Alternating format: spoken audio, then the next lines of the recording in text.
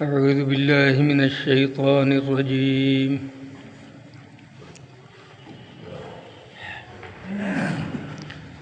بسم الله الرحمن الرحيم. وإذا لقوا الذين آمنوا قالوا آمنا وإذا خلوا إلى شياطينهم قالوا إنا معكم إنما نحن مستهزئون الله يستهزئ بهم ويمدهم في طغيانهم يعمهون أولئك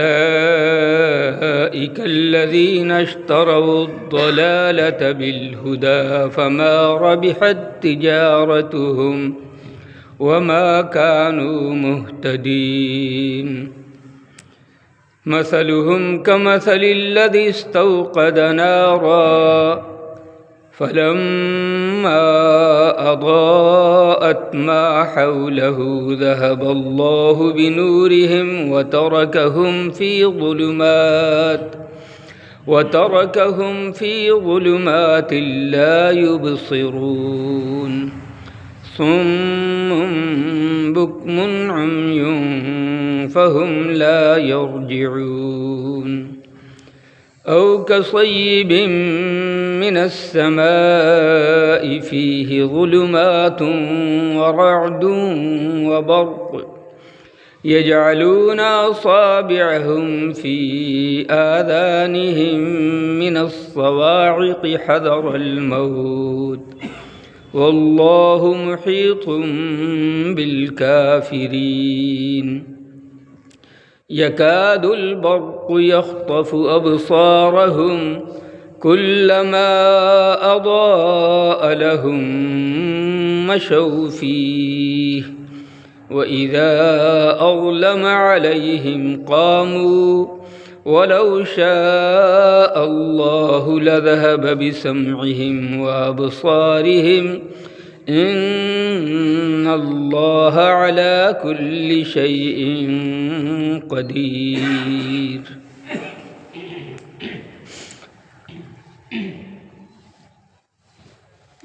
اور یہ منافق لوگ جب ایمان والوں سے ملتے ہیں تو کہتے ہیں کہ ہم ایمان لے آئے، اور جب اپنے شیطانوں سے ملتے ہیں تو کہتے ہیں کہ ہم تو تمہارے ساتھ ہیں، ہم تو ان کا مذاق اڑانے والے تھے. اللہ تعالیٰ ان کے مذاق اڑانے کا بدلہ دے گا اور ان کو ان کی سرکشی میں ڈھیل دے گا کہ وہ بھٹکتے رہیں. یہ وہی لوگ ہیں جنہوں نے ہدایت کے بدلے گمراہی کو خرید لیا ہے، تو ان کی تجارت نے ان کو کوئی فائدہ نہیں پہنچایا اور یہ ہدایت پانے والے نہیں تھے.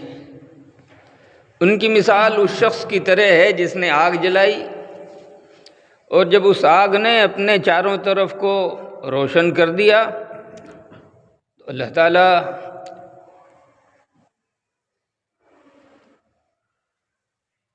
تعالیٰ نے اس کی روشنی غائب کر دی اور ان کو اندھیروں میں چھوڑ دیا کہ وہ کچھ نہیں دیکھتے، بہرے ہیں، گونگے ہیں، اندھے ہیں، یہ حق کی طرف نہیں لوٹیں گے. یا ان کی مثال آسمان سے اترنے والی بارش کی طرح ہے جس کے اندر اندھیرے ہیں اور گرج ہے اور چمک ہے. یہ اپنی انگلیاں اپنے کانوں میں ڈال لیتے ہیں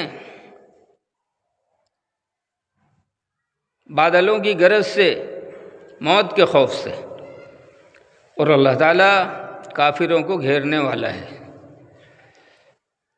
قریب ہے کہ بجلی ان کی آنکھوں کو چکا چوند کر دے. جب جب ان کے لیے روشنی ہوتی ہے تو اس میں چلتے ہیں، اور جب ان پر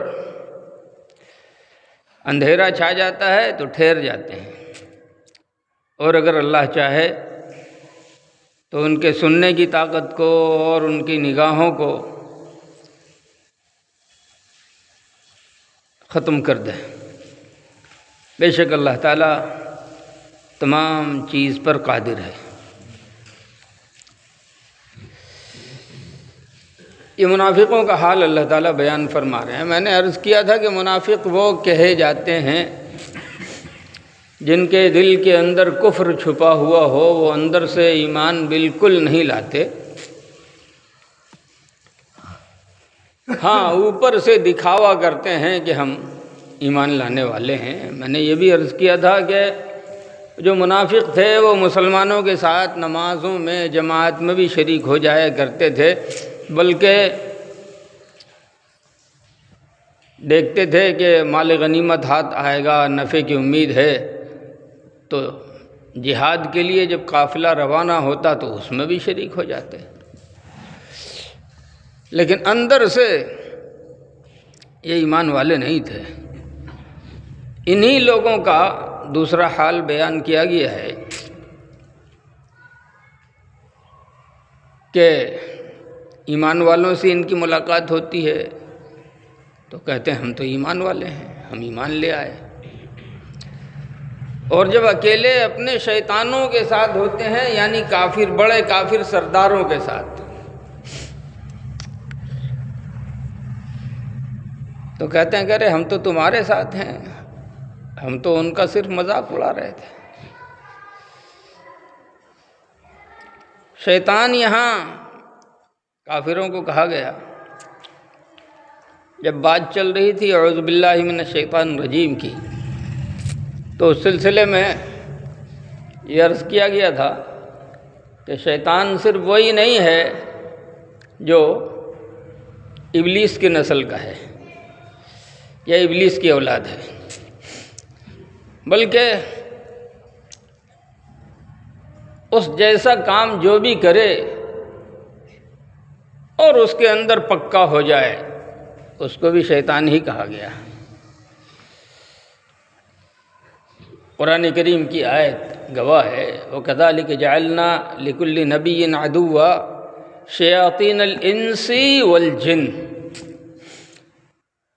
ہر نبی کے لیے ہم نے ایک دشمن بنایا شیطانوں میں سے، وہ شیطان انسان میں سے بھی ہیں اور جن میں بھی سے۔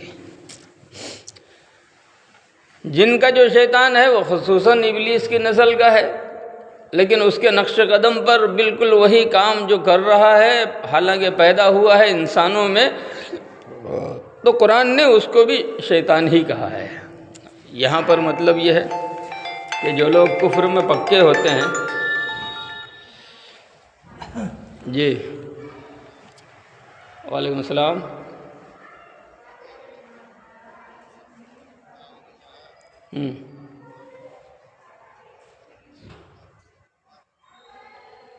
مطلب کیا وجہ ہے اور وہاں پروگرام کب سے ہے؟ او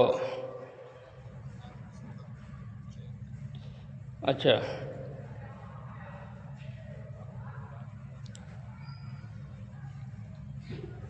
او ٹھیک ہے، جیسا سمجھ میں آیا۔ نہیں کوئی بات نہیں، ہم تو حالانکہ ہم تیار ہی تھے ہر طرح، کوئی بات نہیں، ٹھیک ہے۔ ہاں ہاں تو پھر ہم کو اطلاع دیجیے، ٹھیک ہے، السلام علیکم۔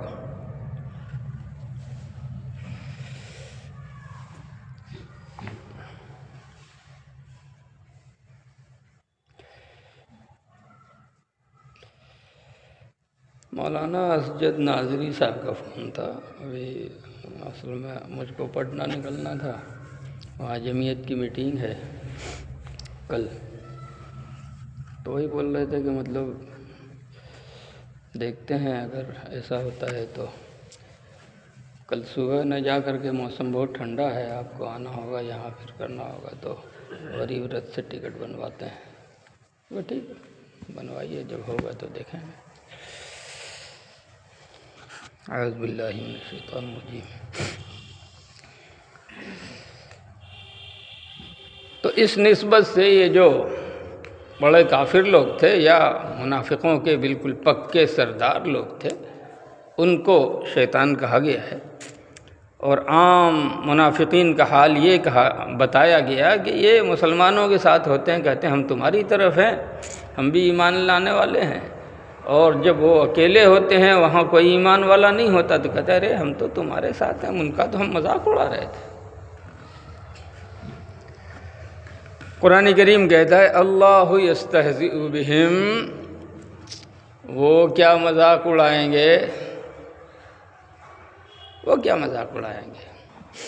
اللہ ان کے مذاق کا، وہ جو ٹھٹھا اڑا رہے ہیں، اللہ ان کا جواب دے گا، اور پھر تو سمجھ میں آ جائے گا خوب ٹھکانے سے۔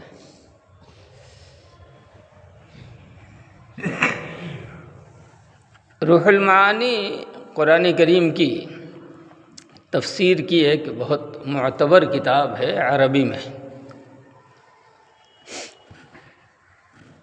تو روح المعانی میں ایک حدیث لکھی ہوئی ہے، یعنی ایک واقعہ قیامت کے دن میں، کہ ایمان والے آگے جائیں گے اور جنت کا دروازہ کھل جائے گا، وہ چلا جائے گا۔ پیچھے یہ ان میں سے بھی لوگ پہنچیں گے وہاں، تو ان سے کہا جائے گا کہ تم اس دروازے سے آؤ۔ اس دروازے سے جب جانا چاہیں گے، قریب پہنچیں گے کہ ہاں اب جائیں، دروازہ بند ہو جائے گا۔ اب وہ ہکا بکا ادھر ادھر دیکھتے ہوں گے، تو پھر ایک دوسرا دروازہ کھلے گا، یہ اس کو دیکھ کر کے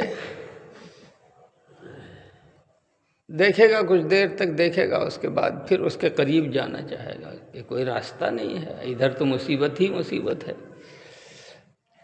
تو اس سے بچنے کے لیے اب اس دروازے کے قریب جب پہنچے گا، جیسے ہی قریب پہنچے گا، وہ دروازہ بھی بند کر دیا جائے گا۔ وہی کھڑا چاروں طرف دیکھتا رہے گا، پھر ایک دروازہ کھلے گا اور اس سے کہا جائے گا کہ تم اس دروازے سے آؤ۔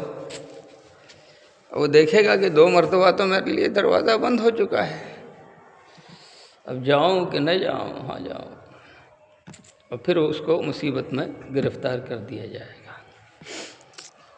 تو جو مذاق اڑانے کی یا ٹھٹھا اس کا جواب دینے کی جو عملی شکل ہے،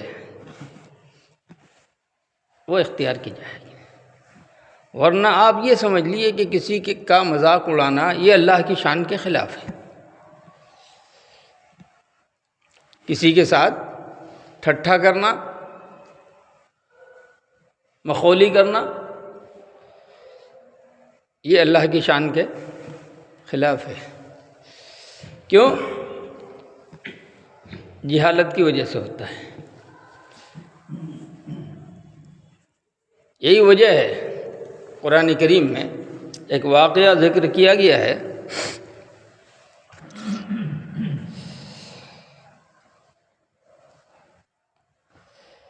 بنی اسرائیل میں ایک قتل ہو گیا، ان لوگوں نے حضرت موسیٰ علیہ السلام سے درخواست کی کہ اللہ سے دعا فرمائیے کہ چور کا پتہ چل جائے۔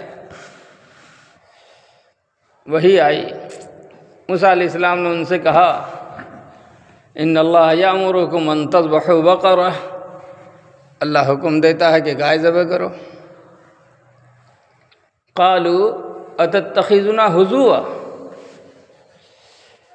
انہوں نے کہا آپ ہمارے ساتھ مذاق کر رہے ہیں، یہ آپ ہمارا مذاق اڑا رہے ہیں۔ مجھ کو چور کا پتہ پوچھنا ہے اور آپ گائے ذبح کرنے کا حکم دے رہے ہیں، دونوں کے اندر کوئی جوڑی نہیں ہے، دونوں کے اندر کوئی نسبت نہیں ہے۔ تو اس کے جواب میں حضرت موسیٰ علیہ السلام نے فرمایا تھا اعوذ باللہ ان اکون من الجاہلین، میں اللہ کی پناہ چاہتا ہوں کہ میں جاہل بنوں۔ اس کا مطلب یہ ہے کہ مذاق اڑانے میں اس کے پیچھے جو مذاق اڑانے والا ہے اس کے ساتھ جہالت ہوتی ہے، اور اللہ رب العزت کی ذات عالی بہت بلند ہے اس سے۔ تو پھر جب اللہ کی ذات بلند ہے تو پھر اس نے کیسے کہا اللہ یستہزئ بہم، اللہ ان کا مذاق اڑاتا ہے؟ تمام مفسرین کرام نے یہ لکھا ہے کہ اس کا مطلب یہ ہے کہ ابھی جو مذاق اڑا رہے ہیں یہ ایمان والوں کا۔ کیوں؟ اس لیے کہ ایمان ان کی سمجھ میں نہیں آ رہا ہے، خدا کو یہ جان نہیں پا رہے ہیں، خدا کی طرف سے جو دین اترا ہے، خدا کی طرف سے جو حکم اترا ہے اس سے یہ واقف نہیں ہیں، اور چونکہ یہ نبی کی معرفت اترا ہے، نبی جانتے ہیں، اللہ کو جانتے ہیں، اللہ کے حکموں کو جانتے ہیں، ان کی مصلحتوں کو جانتے ہیں، اس لیے نبی دعوت دیتے ہیں عام لوگوں کو دین کی، ان کی سمجھ میں نہیں آتا تو یہ ان کا مذاق اڑاتے ہیں۔ خیر کر لو، اللہ تعالیٰ قیامت میں اس مذاق کا جواب دے گا، اچھی طرح جواب دے گا۔ انہی منافقوں کا تذکرہ اللہ رب العزت نے قرآن کریم کے 28ویں پارے میں 27ویں پارے میں کیا ہے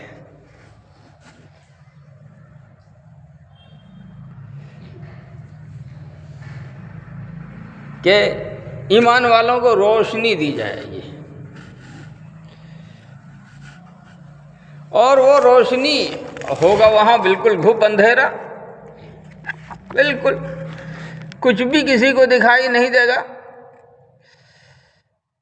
تو یہ جب آگے بڑھنا چاہیں گے، ایمان والے اس روشنی میں بڑھیں گے،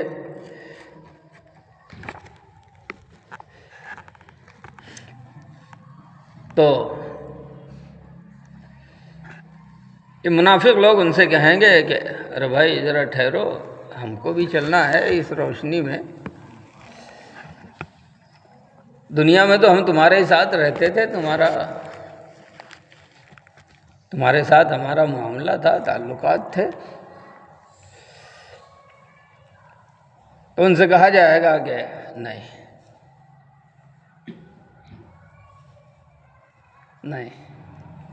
دیکھنے میں تم ہمارے ساتھ معاملہ کرتے تھے اور کچھ کرتے تھے، اندر سے تو تمہارا معاملہ وہ تھا نہیں، اور یہاں ساری حقیقت کھل جا رہی ہے۔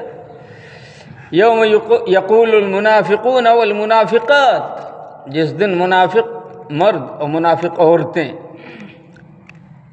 للذین آمنوا، ایمان والوں سے کہیں گے انظرونا، ذرا ہمارا بھی خیال کرو، نقتبس من نورکم، تم کو روشنی ملی ہوئی ہے اور تم جا رہے ہو، تمہاری روشنی کے سائے میں ہم بھی چلیں، تھوڑا سا فائدہ ہم بھی اٹھا لیں۔ قیل ارجعوا وراءکم، ان سے کہا جائے کہ پیچھے جاؤ، فالتمسوا نورا، وہیں جا کے تم روشنی تلاش کرو۔ یہ بات ہو رہی ہوگی، اسی میں کہتے ہیں فضرب بینہم بسور لہ باب، کہ ایمان والے جا رہے ہوں گے، منافقین پیچھے سے آ رہے ہوں گے، دونوں کے درمیان دیوار حائل کر دی جائے گی۔ ہاں، اس میں ایک دروازہ ہوگا، باطنہ فیہ الرحمہ وظاہرہ من قبلہ العذاب، اندرونی حصہ ادھر جنت کی طرف کھلے گا اور باہری حصہ ادھر جہنم کی طرف کھلے گا۔ ینادونہم الم نکن معکم، یہ منافق ایمان والوں کو پکار کے کہیں گے ارے بھائی تمہارے ساتھ ہم نہیں رہتے تھے؟ بولو، قالوا بلا، وہاں جواب دیا جائے گا، چاہے ایمان والوں کی طرف سے ہو تو جواب ملے گا بلا، دکھاوا تو کرتے تھے، ولکنکم فتنتم انفسکم، لیکن تم فتنوں میں گرفتار تھے، وتربصتم، اور دیکھ رہے تھے کہ کدھر فائدہ ملتا ہے زیادہ، وارتبتم، اور تمہارے دلوں میں شک تھا، وغرتکم الامانی، اور تم سوچ رہے تھے کہ ایمان میں ہم آئے تو یہ دنیا کی شان و شوکت ختم ہو جائے گی، وغرکم باللہ الغرور، اور دھوکے نے تم کو فریب میں مبتلا کر دیا۔ اگر اللہ پر یقین کر کے آنکھ بند کر کے ایمان لائے ہوتے تو آج جو انتظام پروردگار عالم نے ہمارے لیے کیا ہے وہی انتظام تمہارے لیے بھی کر دیتا۔ فَالْيَوْمَ لَا يُؤْخَذُ مِنْكُمْ فِدْيَةٌ، آج اب تمہاری طرف سے کوئی گارنٹی، کوئی ضمانت نہیں لی جائے گی کہ یہ لے کے چھوڑ دو، گارنٹر لے کے چھوڑ دو، کچھ نہیں۔ مأواکم النار، تمہارا ٹھکانہ جہنم ہے، یہ مولاکم،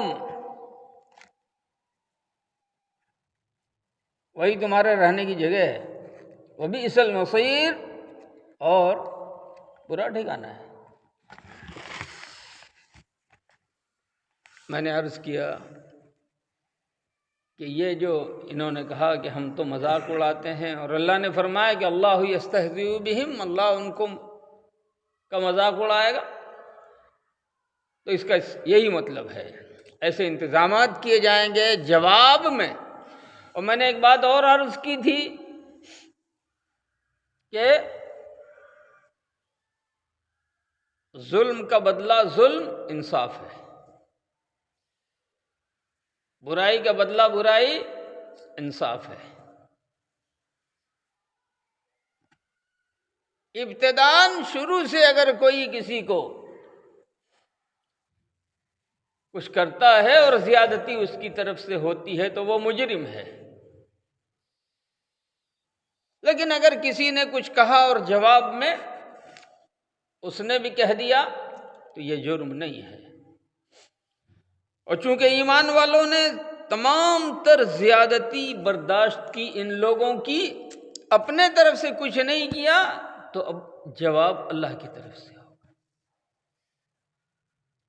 ایک روایت میں کل ہی سن رہا تھا، فضائل اعمال میں بھی ہے، کہ سیدنا ابو بکر صدیق رضی اللہ تعالی عنہ کے منہ پر کوئی آدمی برا بھلا کہہ رہا تھا، اور نبی اکرم صلی اللہ علیہ وسلم مسکرا رہے تھے۔ پھر اس نے کچھ اور کہا، آپ صلی اللہ علیہ وسلم پھر مسکراتے رہے۔ پھر اس نے اور کچھ کہا، پھر آپ صلی اللہ علیہ وسلم مسکراتے رہے۔ اب کی اس نے جو کچھ کہا تو حضرت صدیق اکبر نے بھی کچھ کہہ دیا۔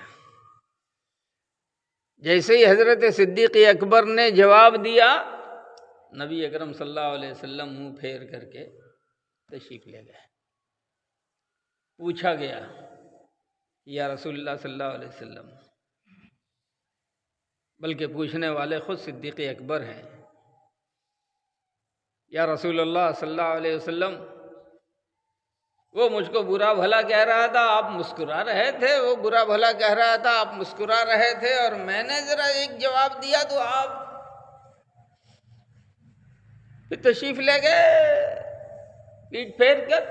معاملہ کیا ہے؟ کہا سنو، جب وہ تم کو برا بھلا کہہ رہا تھا اور تم برداشت کر رہے تھے تو اللہ کی طرف سے ایک فرشتہ اس کی باتوں کا جواب دے رہا تھا، میں سن رہا تھا، مسکرا رہا تھا۔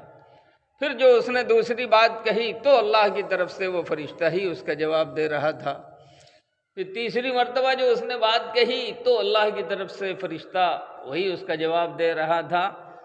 تم نے جیسے ہی جواب دیا وہ فرشتہ چلا گیا۔ وہ معاملہ تم نے اپنے ہاتھ میں لے لیا، تم جانو، تمہارا کام جانے۔ جب تک وہ معاملہ اللہ کے حوالے تھا تو اللہ کی طرف سے انتظام ہو رہا تھا۔ یہ جو ایمان والوں کا مذاق اڑا رہے ہیں اور ایمان والے برداشت کر رہے ہیں ساری چیزوں، تو اب معاملہ اللہ کے حوالے ہے، اور جب معاملہ اللہ کے حوالے ہے تو جیسی کرنی ویسی بھرنی ہے۔ مذاق اڑا رہے ہیں تو قیامت میں اس کا انتظام بھی اللہ کی طرف سے اسی انداز کا ہوگا۔ فرماتا ہے کہ اللہ یستہزئ بہم، یہ کیا مذاق اڑائیں گے ایمان والوں کا اور اللہ کے دین کا، اللہ ان کا مذاق اڑائے۔ مطلب وہی ہے جو میں نے عرض کیا، اور ان کو ان کی سرکشی میں ڈھیل دے دے گا کہ وہ بھٹکتے رہیں۔ یعمہون کا اصل میں ترجمہ ہے اندھے بنے رہیں۔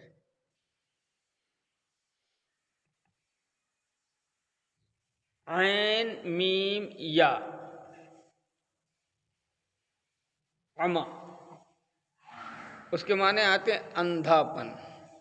عین میم ہا عمہ، یا کے ساتھ عین میم یا، اس کے معنی بھی اندھے پن کے۔ عین میم ہا، اس کے معنی بھی اندھے پن کے، لیکن فرق ہے۔ جو جسم کے اعتبار سے اندھا ہوگا اس کو اعمیٰ کہیں گے یا کے ساتھ، اور جو اندر کا اندھا ہوگا اس کو اعمیٰ کہیں گے۔ قرآن نے یہاں پر یعمہون کا لفظ استعمال کیا ہے کہ وہ اندھے ہو رہے ہیں، یعنی دل کے اعتبار سے راستہ ڈھونڈ رہے ہیں، راستہ دکھتا نہیں ہے۔ 2 قدم ادھر چلتے ہیں پھر ان کو روشنی دوسری طرف دکھائی دیتی ہے، 2 قدم ادھر چلتے ہیں ادھر بھی کچھ عاقبت بخیر نظر نہیں آتی، تو سمجھ میں نہیں آتا۔ قرآن کریم میں دوسری جگہ بہت سی جگہ منافقوں کا بیان ہے، منافق مردوں کا، منافق عورتوں کا۔ ایک جگہ اللہ پاک نے قرآن کریم میں ارشاد فرمایا ہے، لا الہ ہؤلاء مذبذبین بین ذلک لا الہ ہؤلاء ولا الہ ہؤلاء، یہ دونوں کے درمیان لٹک رہے ہیں۔ ان کی سمجھ میں نہیں آتا کہ ادھر جائیں کہ ادھر جائیں، اس کو مانیں کہ اس کو مانیں۔ آگے قرآن کریم کہتا ہے اولئک الذین اشتروا الضلالۃ بالہدی، ان لوگوں نے ہدایت کے بدلے میں گمراہی خرید لی، ہدایت کے بدلے میں گمراہی خرید لی۔ اب سوال یہ پیدا ہوتا ہے کہ ہدایت ان کے پاس تھی کہاں؟ ہدایت تو خریدنے کا مطلب تو یہ ہے کہ ایک چیز اپنے پاس ہو اور اس کو بدل دیا جائے۔ پیسے والے کے پاس پیسہ ہوتا ہے، مال والے کے پاس، وہ چیز والے کے پاس چیز ہوتی ہے، مال سے چیز کا تبادلہ ہو جاتا ہے، یا ایک چیز کسی اور کے پاس ہوتی ہے، ایک چیز کسی دوسرے کے پاس ہوتی ہے، چیز سے چیز کا تبادلہ ہوتا ہے۔ تبادلے سے پہلے وہ تبادلہ کرنے والا اس چیز کا مالک ہوتا ہے۔ تو یہاں سے تو یہ بات سمجھ میں آتی ہے کہ منافقوں کے پاس پہلے ہدایت تھی، ہدایت بیچ کے گمراہی خرید لی، اور جب ہدایت تھی تو ہدایت اللہ کی طرف سے کسی کو مل جائے تو پھر اس کے گمراہ ہونے کا تو کوئی سوال پیدا نہیں ہوتا ہے۔ تو یہ فلسفہ جو قرآن کریم نے بیان کیا ہے یہ بات سمجھ میں نہیں آتی۔ دیکھو ایک بات سمجھو، ہدایت دینے والا ایک اندر ہے ایک باہر ہے۔ ہدایت دینے والا ایک اندر ہے ایک باہر ہے۔ جیسے میں نے ایک مرتبہ مثال دے کے بتایا تھا آپ کو کہ دیکھنا، اس کے لیے 2 چیزوں کا انتظام ہونا ضروری ہے۔ ایک یہ ہے کہ اندر روشنی ہو تو اس کی وجہ سے آدمی دیکھ سکتا ہے، اندر روشنی نہ ہو تو آدمی دیکھ نہیں سکتا۔ اندھے کے پاس وہ اندر کی روشنی غائب ہوتی ہے۔ پھر دیکھنے کے لیے ضروری ہے کہ اگر اندر اپنی آنکھ میں روشنی ہے تو باہر بھی روشنی ہو۔ یہی وجہ ہے کہ دیکھنے والا آدمی جس کو دکھائی دیتا ہے اس کو بھی اندھیرے میں کچھ نظر نہیں آتا، اس کو باہر کی روشنی ضروری ہوتی ہے۔ اللہ تعالیٰ نے ہر ایک انسان کو، ہر بچے کو جو پیدا کیا ہے تو ان کے اندر فطرت سلیم عطا فرمائی ہے۔ اس کا مطلب کیا ہے کہ صحیح چیزوں کو صحیح سمجھنا، یہ فطرت، یہ اندر کی ہدایت ہے، یہ ہر ایک انسان پیدا ہونے والے کے اندر قدرت نے رکھی ہے۔ یہی وجہ ہے کہ آپ اندازہ کر کے دیکھو کہ انسان کوئی غلط کام جب پہلی مرتبہ کرتا ہے تو بے انتہا اس کو گھبراہٹ ہوتی ہے، بے انتہا اس کو وحشت ہوتی ہے۔ آخر یہ وحشت کیوں ہوئی؟ بھئی ایک صحیح کام تھا، ایک غلط کام تھا، کر لیا۔ اس کا مطلب یہ ہے کہ اندر جو ہدایت دینے والا ہے، اندر جو نصیحت دینے والا ہے، وہ آپ کو متنبہ کر رہا ہے، متوجہ کر رہا ہے۔ پہلی مرتبہ کوئی چوری کرے، حال دیکھ لو، پہلی مرتبہ کوئی شراب پیے، حال دیکھ لو، پہلی مرتبہ کوئی زنا کرے، حال دیکھ لو، پہلی مرتبہ کوئی جوا کھیلے، حال دیکھ لو، پہلی مرتبہ کوئی غلط کرے، اور یہی مسلسل ہوتے ہوتے ہوتے ہوتے پھر عادت پڑ جاتی ہے، دن رات کرتا ہے، کوئی احساس نہیں ہوتا۔ اللہ کے نبی حضور اکرم صلی اللہ علیہ وسلم کے ارشاد ہے، کل مولود یولد علی الفطرہ، ہر بچہ جو پیدا ہوتا ہے وہ فطرت سلیم لے کے پیدا ہوتا ہے، وہ ابواہ یہودانہ و ینصرانہ و یمجسانہ، او کما قال رسول اللہ صلی اللہ علیہ وسلم، ماں باپ کی صحبت میں رہ کے یہودی ہے تو یہودی بن جاتا ہے، ماں باپ نصرانی ہے تو کرسچن بن جاتا ہے، ماں باپ آگ کو پوجنے والے مجوسی ہیں تو ان کو دیکھ کر کے مجوسی بن جاتا ہے، ماں باپ اگر بتوں کے پجاری ہیں تو ان کو دیکھ کے یہ بتوں کا پجاری بن جاتا ہے، ورنہ فطرت سلیمہ اس کے اندر اللہ رب العزت نے صحیح رکھی ہے۔ اور انہوں نے چونکہ غلط راستے کو اختیار کیا، فطرت سلیمہ کے خلاف دوسری چیز کو قبول کر لیا، اس لیے اللہ نے فرمایا کہ ایک چیز کے مالک وہ تھے، اس کو انہوں نے دوسرے نفع کے لالچ میں جانے دیا، تبادلہ کر لیا۔ اسی لیے فرمایا کہ اولئک الذین اشتروا الضلالۃ بالہدی، ہدایت بیچ کے گمراہی لے لی، فما ربحت تجارتہم، تجارت میں ان کو کچھ فائدہ نہیں ملا، وما کانوا مہتدین، یہ صحیح راستے پہ بھی نہیں تھے۔ یہ تو ایسے ہی ہے جیسے ہیرے کو پہچاننے کی صفت نہ ہو، کسی آدمی کے پاس ہیرا موجود ہے، دوسرا آدمی اس کی قیمت جاننے والا ہو، اس نے لالچ دی، یہ کہا کہ تم اس کو 100 روپے میں ہمیں دے دو، ارے چلو 500 لے لینا، چلو 1000 روپے میں دے دیتا ہوں، زیادہ زیادہ یہ پتھر کیا کرنا ہے، ہمارے لیے تو بالکل بیکار ہے، اور کچھ ہے، چلو یہ بے وقوف آدمی ہم کو 1000 روپے دے رہا ہے، جائے اس کا روپیہ جائیے، تو کیونکہ اس کی قیمت معلوم نہیں ہے۔ حالانکہ یہ لاکھوں کا، 50 لاکھ کا جو ہیرا ہے، اس کی قیمت نہیں معلوم ہے، تو اس نے 1000 روپے میں کوڑی کے مول میں دوسرے کو دے دیا، اور اندر اندر خوش بھی ہو رہا ہے کہ میں نے اس کو بیوقوف بنا دیا۔